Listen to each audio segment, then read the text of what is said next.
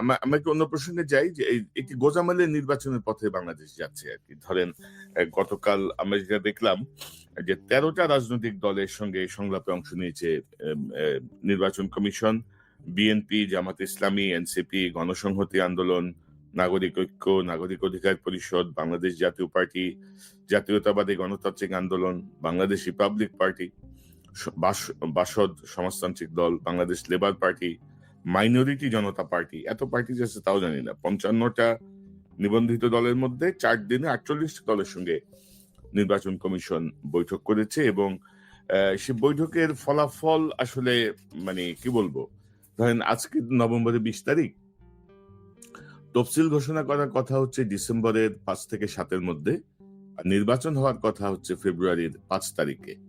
তো আজকে থেকে যদি আপনি হিসাব করেন, নভেম্বর 20 থেকে ডিসেম্বর 20, 30 দিন ধরেন, ডিসেম্বর 20 থেকে জানুয়ারি 20, 30 দিন, 60 দিন, ওইদিকে ধরেন আপনি আরো 15 দিন।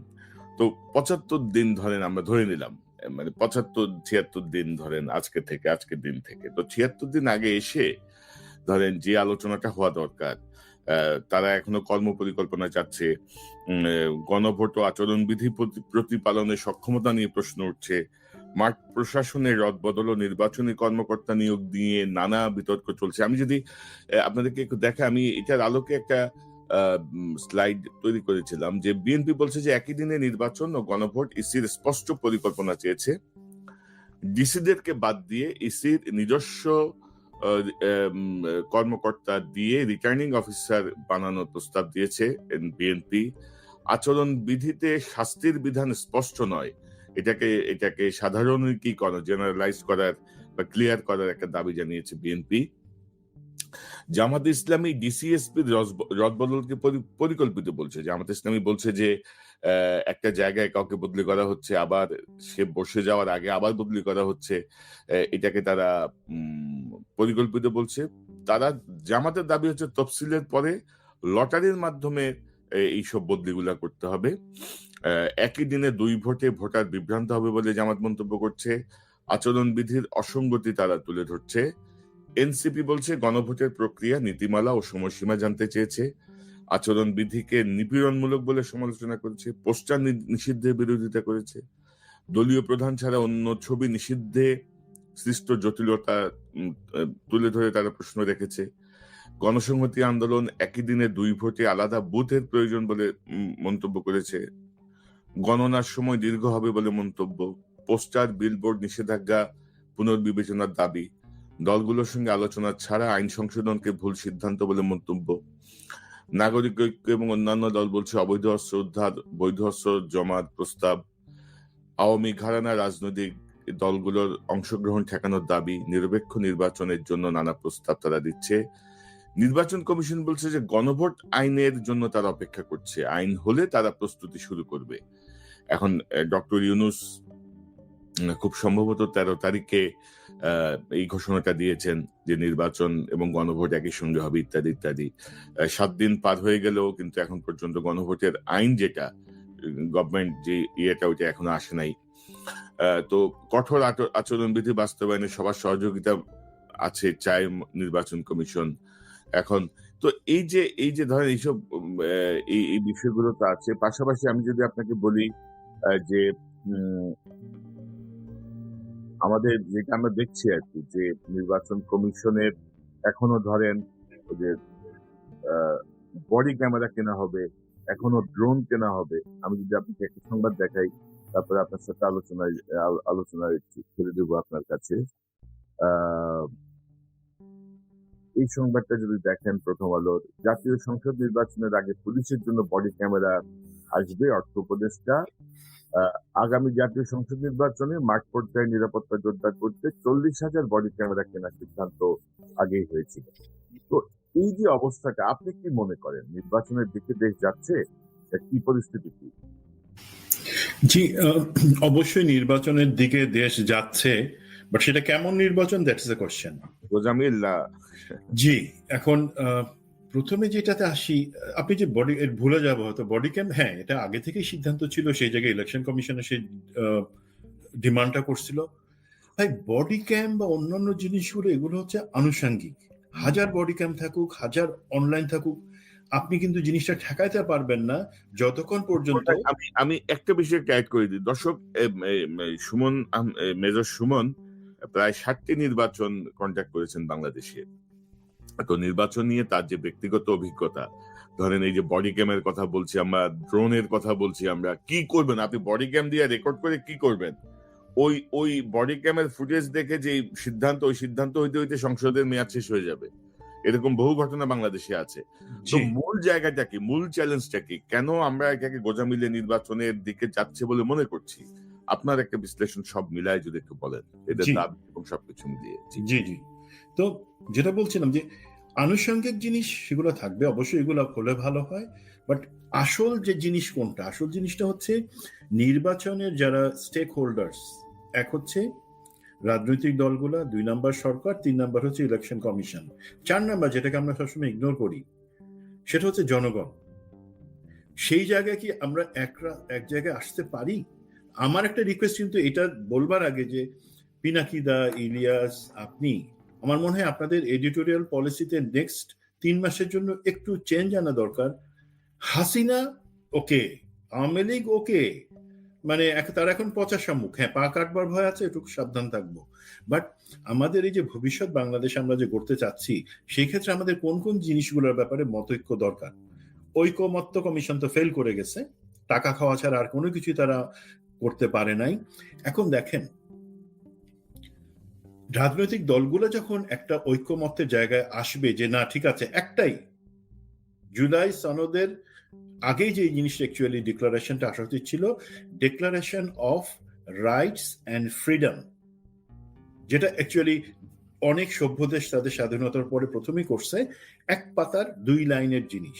সেটা হচ্ছে এই পরিস্থিতিতে ফ্যাসিজম পরবর্তী বাংলাদেশে ন্যায় বিচার, অর্থনৈতিক পুনরুদ্ধার এবং গণতন্ত্রের স্বার্থে আমরা সমস্ত রাজনৈতিক দল আগামী 1টা বা 2টা নির্বাচন যেভাবে তারা মনে করে যে কোনো হানাহানি বা নির্বাচন কেন্দ্রিক কোনো মারামারি বিশৃঙ্খলা হবে না, সেটার প্রমিস করছি।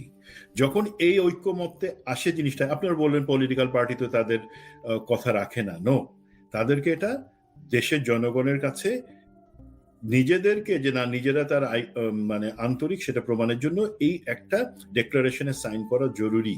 এখনো সময় আছে। ভালো হয়েছে ঐকমত্য কমিশন চলে গেছে, পালাই গেছে, কোথায় গেছে আমি জানি না, বাট এখন আমরা যারা আছি বৃহৎ রাজনৈতিক দলগুলোকে সেটা নিতে হবে। 2 নাম্বার, আপনারা এবং আমরা জনগণ, আমরা রাজনৈতিক দলগুলোর কাছে যখন বলবো যে ঠিক আছে তোমরা 5টা ব্যাপার তোমাদের নির্বাচনী যেটা আমরা বলি ম্যানিফেস্টো, ঘোষণা, যেটা অঙ্গীকার, সেই জায়গায় অন্তর্ভুক্ত করবা কি করবা না সেই চ্যালেঞ্জ তাদের করতে পারি। যদি তোমরা অন্তর্ভুক্ত করো তোমরা ভোটের কনসিডারেশন আসবা, যদি না করো তোমরা ভোটের কনসিডারেশন বাদ। 1 নাম্বার, যে গুম খুন এবং জুলাই অভ্যুত্থান যা আছে সেগুলা, সেই সময় যে হত্যা, সেগুলার বিচারটাকে সম্পূর্ণ করবার অঙ্গীকার, যে সেগুলো আমরা সম্পূর্ণ করব। 2 নম্বর হচ্ছে যে দুর্নীতি হচ্ছে সেই দুর্নীতি বাজদের বিচার আমরা কমপ্লিট করব, তাদেরকে আমরা কেউ সাথে রাখবো না, নির্বাচনে তাদের থেকে কোনো অনুদান টাকা কোনো কিছু নিব না, এবং আমরা ক্ষমতা আসলে তাদের সঠিক বিচার করব। 3 নম্বর হচ্ছে আমাদের যেই যেটাকে আমরা বলি সংস্কার, একটা বিচার বিভাগ, প্রশাসন, শিক্ষা ব্যবস্থা সংস্কারটা জরুরি। ধরেন কিভাবে হাসিনা এই গত 15 বছরে আমাদের শিক্ষা ব্যবস্থাকে নোজ ডাইভ করাইছে, পুরা একদম গাত্তার মধ্যে ফেলে দিছে। কি ওই লটারি সিস্টেম করে রাখছে, ভর্তির ক্ষেত্রে বাচ্চারা লটারি সিস্টেমে। ভাই তাহলে আপনারা বিসিএস, প্রশাসন, আপনাদের নির্বাচন কমিশন, সরকার লটারি করেন না কেন? 10 জনের নাম দেন, কনক লটারিতে চলে আসলে কনক উপদেষ্টা হবে। সেভাবে তো হচ্ছে না ভাই, একটা তারা নিয়ম মেনে চলতেছে। সেই জায়গাটাতে সেই সংস্কারগুলা তারা করবে, সেটার অঙ্গীকার তাদেরকে করতে হবে। তো এই যে অঙ্গীকারের জায়গা, সেটা যদি তারা একসাথে করে তখন কিন্তু জনগণ বেছে নেওয়ার সুযোগ পাবে, তখন মারামারি হানাহানি সেই জিনিসগুলো হবে না। এখন আমরা যদি আসি ওইখানে প্রস্তুতির ব্যাপারে, প্রথমে আসেন যে হ্যাঁ সরকার বলছে যে একটা নির্বাচন করবে, এবং আমি মনে করি আমাদের পুলিশ প্রশাসনের একটা ঘোষণা আপনি নিশ্চয়ই দেখছেন, যে পুলিশ প্রশাসন বলেছে যে 2018 এবং 2024 সালের ভোটারবিহীন অথবা দিনের ভোট রাতের নির্বাচনে সংশ্লিষ্ট যে পুলিশের কর্মকর্তা ছিলেন তাদেরকে তারা সাইডলাইন করে রাখবে, প্রত্যক্ষভাবে এই নির্বাচনে অংশগ্রহণের তাদের সুযোগ থাকবে না। That's a good decision. But আমরা অন্য কোনো আমাদের জনপ্রশাসন অথবা বিভিন্ন বাহিনী থেকে এই ধরনের কোনো অঙ্গীকার পাই নাই।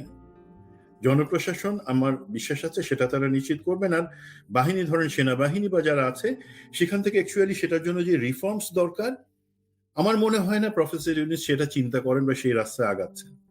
উনি সেনাবাহিনীর বর্তমান লিডারশিপের সাথে একটা সহ অবস্থান রেখে আগাতে চাচ্ছেন এবং উনি আশা করছেন, উইশফুল থিঙ্কিং, সেটা হচ্ছে যে না ওই ধরনের কর্মকর্তাকে রাখা হবে না। এখন জিনিসটা দেখেন ভাই, দিনের ভোট রাতে কিভাবে হয়েছে সেটা আমার দেশ মাহমুদুর রহমান ভাই একটা জেনারেলাইজ করে একটা জিনিস দিচ্ছেন, বাট এগুলো আমরা জানি এবং এই জিনিসগুলো কিন্তু আমরা নির্বাচন কমিশনের কাছে সুস্পষ্টভাবে নাম সহ দিছিলাম যে কিভাবে ডিজিএফআই থেকে তখন বিভিন্ন মাঠ পর্যায় পর্যন্ত সেটা পুলিশ প্রশাসন, জনপ্রশাসন, সেনাবাহিনী প্রতি জায়গায় জিনিসটা বন্দোবস্ত করা হয়েছিল।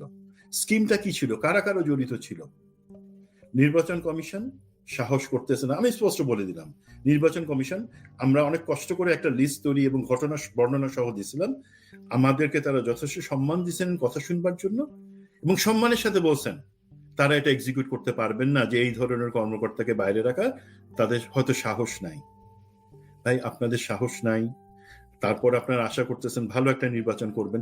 একটা এক্সাম্পল দিই ভাই, ধরেন সবকিছু ঠিকঠাক আছে, এখানে কোনো জালিয়াতি, রিগিং বা দিনের ভোট রাতে হবে না, আপনার হত্যা করত, বাট পুলিশ তো এখন মাজা ভাঙা, তার শক্তি অন দ্য স্পট, পুলিশ সেগুলাকে নিয়ন্ত্রণে নিয়ে নেয় বকাচকা 2-3টা লাঠি পেটা করে, এবং তারপরে কিন্তু সারাদিনে সেখানে আর কোনো গন্ডগোল, সেটা খুনাখুনি পর্যন্ত গড়ায় না। এখন কি, এখন আপনার মনে হয় পুলিশ আপনার কথা শুনবে? ভোটাররা সব যারা আছে ওখানে, তারা পুলিশের তো কোনো দাম নাই। এখন যেটা হচ্ছে, আমি যতদূর জানি আনসার এবং বিজিবির সংখ্যা বাড়ায়, ভোট কেন্দ্র পর্যন্ত সেখানে নিয়োগ করার চিন্তা হচ্ছে। That is a good sign, তারা সেটা নিয়ন্ত্রণ করতে পারবেন। দ্বিতীয় যে জিনিসটা হচ্ছে, আমার একটা দাবি থাকবে নির্বাচন কমিশনের কাছে, আপনারা নিশ্চিত করেন যে উপজেলা পর্যন্ত আর্মি ডেপ্লয়েড যে সিস্টেমটা আমরা দেখে আসছি, সেখানে স্ট্রাইকিং ফোর্স অবশ্যই উপজেলা লেভেল পর্যন্ত আপনারা থাকবেন, বাট সেই স্ট্রাইকিং ফোর্সকে আপনারা নির্বাচনের 3 দিন আগে এবং নির্বাচনের পরবর্তী 3 দিন, এই 7টা দিন আপনারা ইউনিয়ন পর্যায়ে মিনিমাম রাখবেন। মানে কি, আপনাদের ধরেন যে ডেপ্লয়মেন্ট, সেখান থেকে আপনারা 16টা পিক আপকে 8টা ভাগে 2 করে ভাগ করে নিশ্চিত করবেন সারা প্রতিটা গ্রাম এবং ইউনিয়নের পর্যায়ে যা আছে নোডাল পয়েন্টস সেখানে যাবে, এবং এমনভাবে স্থাপিত থাকবে যে ম্যাক্সিমাম 15 মিনিটের মধ্যে যদি কোথাও কোনো গন্ডগোল হয়, পুলিশ ফেইল করে, সেই জায়গায় তারা ইন্টারভিন করতে পারে। সেখানে বডি ক্যাম, ড্রোন কোনো কিছু দিয়ে কাজ হবে না, যদি না ওইভাবে আপনি ডেপ্লয়মেন্টটাকে পুশ ফরওয়ার্ড করে সামনে নিয়ে আসেন। এবং আরেকটা জিনিস হচ্ছে, নির্বাচনের দিনটা আসলে শুধু গোলযোগের দিন না। নির্বাচন আপনি যখন তাফসিল ডিক্লেয়ার করবেন, তারপর থেকে নির্বাচনে যে প্রচার অভিযান হবে, সেখানে তো 2টা জিনিস, একটা হচ্ছে রাজনৈতিক দলগুলোকে সংযত হতে হবে, আর 2 নম্বর হচ্ছে আমাদের ফোর্সকে, পুলিশকে সব জায়গায় কিন্তু তখন থেকে নিরাপত্তা নিশ্চিতের দায়িত্বে যাইতে হবে। সেটা কি সম্ভব? আর্মি যতই বলুক তারা 90,000 ডিপ্লয় করবে, এটা ইম্পসিবল। আর্মি আগের মতো ডিপ্লয় করবে, তাদের ট্রুপস মাঠে আছে, রেস্ট অ্যান্ড রিফিটের জন্য 50%কে পাঠানো হয়েছে, তারা রিফ্রেশড হয়ে আসবে, ইটস ওকে। আর্মি যে পর্যন্ত থাকুক না কেন, ইম্পর্টেন্ট জিনিস হচ্ছে রাজনৈতিক দলগুলোর সদিচ্ছা। দেখেন, আজকে যদি এই একটা নির্বাচন আমাদের গোলযোগপূর্ণ হয়, সহিংসতা হয়, তখন কিন্তু ভারত এবং তার সাথে যারা লোক আছে তারাই বলবার সুযোগ পাবে যে একটা সুষ্ঠু নির্বাচন হয় নাই। যেই দল পাওয়ারে আসবে সে কি চাবে যে আমি একটা গোলযোগপূর্ণ নির্বাচনের সিল কাঁধের মধ্যে নিয়ে সরকার গঠন করব?